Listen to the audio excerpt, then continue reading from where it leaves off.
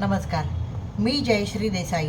Ultimate आरोग्य या माझ्या यूट्यूब चॅनलमध्ये आपणा सर्वांचं हार्दिक स्वागत. पाठदुखी, मानदुखी, कंबरदुखी यासाठी अत्यंत उपयुक्त असणाऱ्या बॅक मुद्रा आणि मेरुदंड मुद्रा या दोन मुद्रा आपण गेल्या 2 आठवड्यात बघितल्या. आजची मुद्रा जी आहे ती प्रिडॉमिनंटली महत्त्व त्याचं जे आहे ती मानदुखी बरी करते. मानदुखी असेल, अप्पर बॅकला काही वेदना असतील तर त्यासाठी अत्यंत उपयुक्त अशी ही मुद्रा आहे.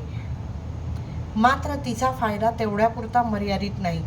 तिचं एक नाव पूर्ण मुद्रा असं आहे. म्हणजे इतके पूर्ण लाभ ती आपल्याला देते. ते लाभ शारीरिक आहेत, मानसिक आहेत, आत्मिक आहेत. हे सगळं मी तुम्हाला नीट उलगडून दाखवणार आहे. कशाचे शारीरिक आत्ता जर समजा बघायचं म्हटलं तर हृदयविकारासाठी ती उपयुक्त आहे, डायबिटीससाठी उपयुक्त आहे, थायरॉईडसाठी उपयुक्त आहे.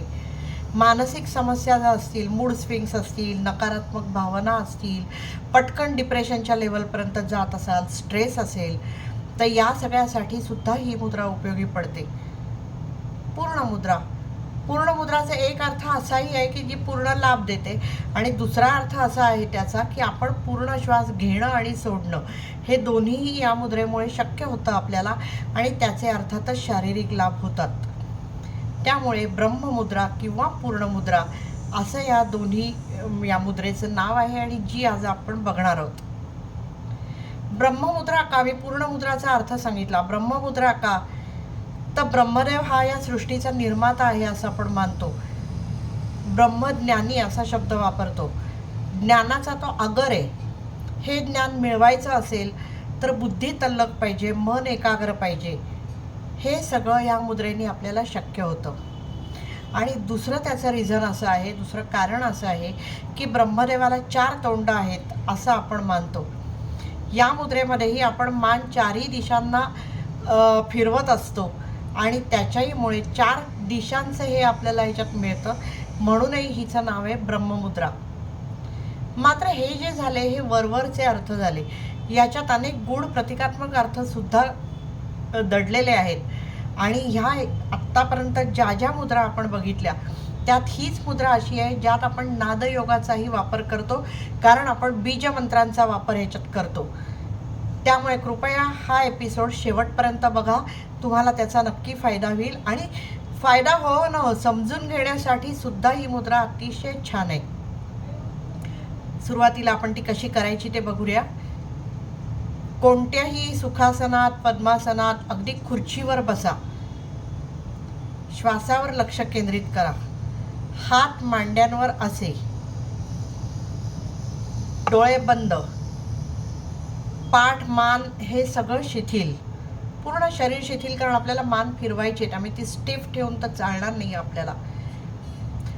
डोळे बंद करून श्वासावर लक्ष केंद्रित करून थोडा वेळ जाऊ द्या, म्हणजे मन शांत होईल. आणि मग त्यानंतर ही मुद्रा करायला घ्या. ती करताना आपले हे जे हात आहेत, जरी ते असे ठेवलेले असले तरी मी दाखवण्यासाठी हे करते.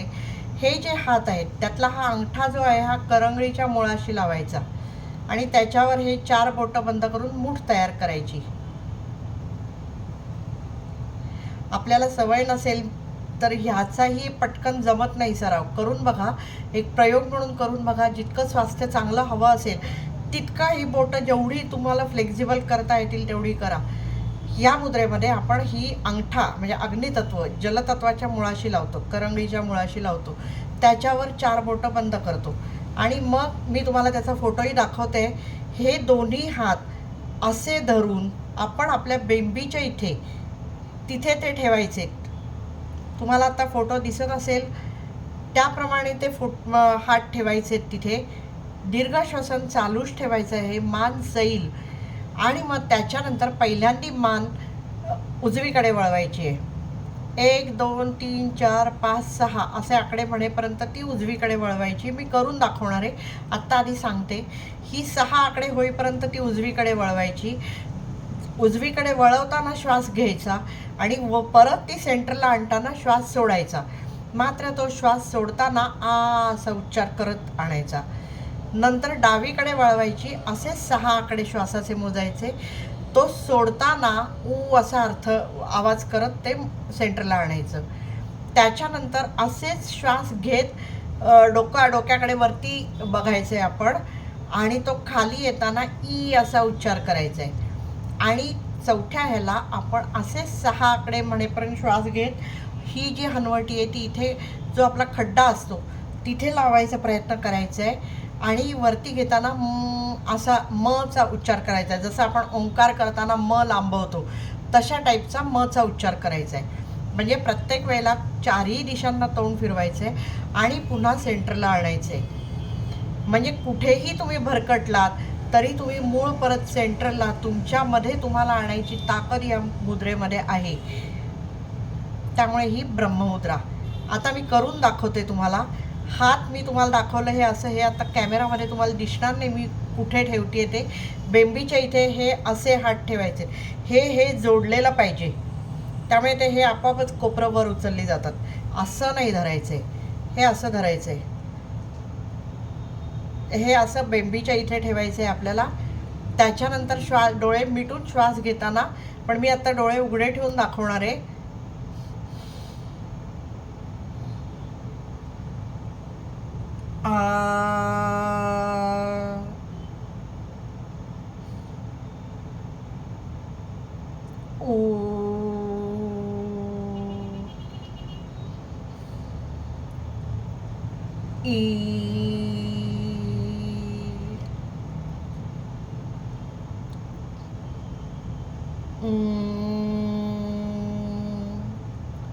अशी 3 ते 9 आवर्तनं प्रत्येकाची असं ते करायचं आहे.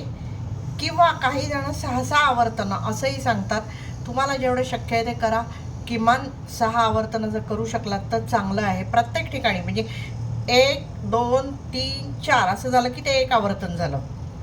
चारही दिशांनी तोंड फिरलं की. अशी किमान 6 ते 9 आवर्तनं किंवा 3 ते 9 आवर्तनं असं सांगितलं जातं. माझ्या मते ती किमान 6 तरी आवर्तनं आपण ती करावीत. याच्यात तुमच्या जर लक्षात आलं असेल तर मान जो आपल्यासाठी अत्यंत महत्त्वाचा अवयव आहे, कारण थायरॉईड इथे आहे, विशुद्ध चक्र इथे आहे, स्वरयंत्र आपलं इथे आहे, पाठ करण्याची सुरुवात आपली इथून येते. ॲक्युप्रेशरमध्ये ह्याला पिलर म्हटलं जातं, हेवन म्हटलं जातं डोक्याला, आणि ह्याला पिलर म्हणजे हेवनचा पिलर असं ॲक्युप्रेशरमध्ये ह्याला म्हटलं जातं मानेला. आपलं शरीर आणि डोकं ब्रेन यांना जोडायचं काम आपली मान करत असते. त्यामुळे मान ही अत्यंत महत्त्वाचा अवयव आहे आणि त्याच्याचमुळे त्याचं स्वास्थ्यसुद्धा तितकंच महत्त्वाचं आहे. आपण जेव्हा चारही दिशांना ह्या अशा तऱ्हेने मान फिरवतो तेव्हा मानेचे हे लवचिक होणं वगैरे तर होतंच, स्नायू त्याला बळ मिळतं, ही ताकद मिळते ब्रेन हे करायला, हे तर होतंच. पण त्याच्याचबरोबर जे नर्व्सच्या माध्यमातून मेंदूकडे आणि मेंदूकडून संदेशवहन चालू असतं ते नीट सुधारायला मदत होते. थायरॉईड ग्लँडचं काम सुधारल्याने शरीराचा मेटाबॉलिझम सुधारतो. त्याचा फायदा आपल्याला डायबिटीस किंवा इतर सगळे रोग जे आहेत ते कंट्रोलमध्ये ठेवण्यासाठी होतो. फारसं मुद्रांवर संशोधन झालं नाही, पण ह्या मुद्रेवर झालेलं आहे आणि त्याच्यात असं लक्षात आलं आहे की हृदयविकार, डायबेटीस, थायरॉईड यासारख्या सगळ्या समस्यांवर ही उपयुक्त ठरते. मानसिक समस्यांचा उल्लेख मी सुरुवातीलाच केला, त्यांच्यासाठी ही अत्यंत उपयुक्त आहे. त्याचं एक कारण असं आहे की आपण अंगठा म्हणजे अग्नी तो जलतत्वाच्या मुळाशी ठेवतो आणि त्याच्यावर 4 बोटं दाबतो. म्हणजे या उर्वरित 4 तत्वांनी आपण अग्नी नियंत्रित करतो आणि त्याच्याचमुळे आपलं मन शरीर शांत व्हायला मदत होते. नर्वस सिस्टीम तर ॲक्टिवेट होतेच आपली या सगळ्या मुवमेंट्समुळे.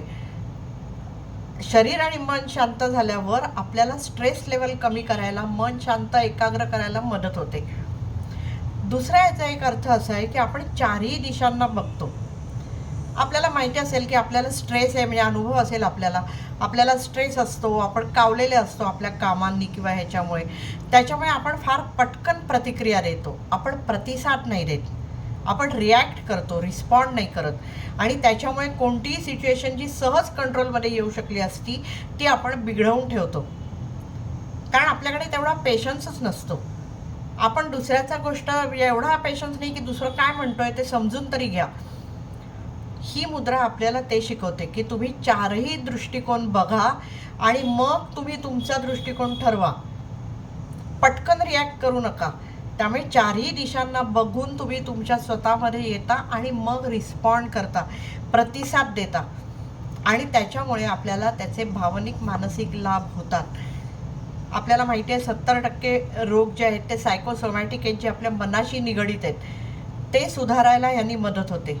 तुमच्या हेही आता लक्षात आलं असेल की आपण श्वास, मन, शरीर या सगळ्यांची एकतानता ह्या मुद्रेमध्ये साधतो. त्याशिवाय ही मुद्रा करणंच शक्य नाही. त्याच्याहीमुळे आपल्याला आपलं बेटर कोऑर्डिनेशनसाठी उपयोगी पडतं. हँड रिफ्लेक्सॉलॉजी मी खूप घेतलं होतं. आपले हात जितके, आत्ताही मी म्हटलं, जेवढे फ्लेक्झिबल असतील आणि जेवढ्या मुवमेंट्स हे करता येतील, प्रयोग म्हणून करून बघा. पटकन असं करता येत नाही. किती फास्ट करता येतं ते बघा. तितकं तुम्हाला हे सोपं जाईल.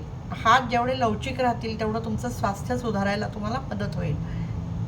ही अशीच माहिती घेऊन मी दर शनिवारी तुमच्या भेटीला येणार आहे.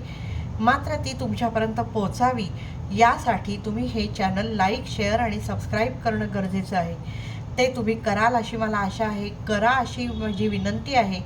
तुम्ही जर मुद्रा करायला लागला असाल तर तुमचे जे अनुभव आलेत ते मला जर कळवलेत तर मला खूप आनंद होईल. मात्र एक लक्षात ठेवायचं की मानदुखी, पाठदुखी, स्लिप डिस्क हे सगळे जे रोग आहेत हे चिकट रोग आहेत, चिवट रोग आहेत. त्यामुळे 2 दिवस मुद्रा केली आणि काहीच फायदा झाला नाही असं म्हणण्यात अर्थ नाही. ती श्रद्धापूर्वक नियमित करायला हवी, तर त्याचे फायदे दिसल्याशिवाय राहणार नाहीत. तुम्ही ती करा अशी मी तुम्हाला विनंती करते. तूर्त इथेच थांबते. धन्यवाद.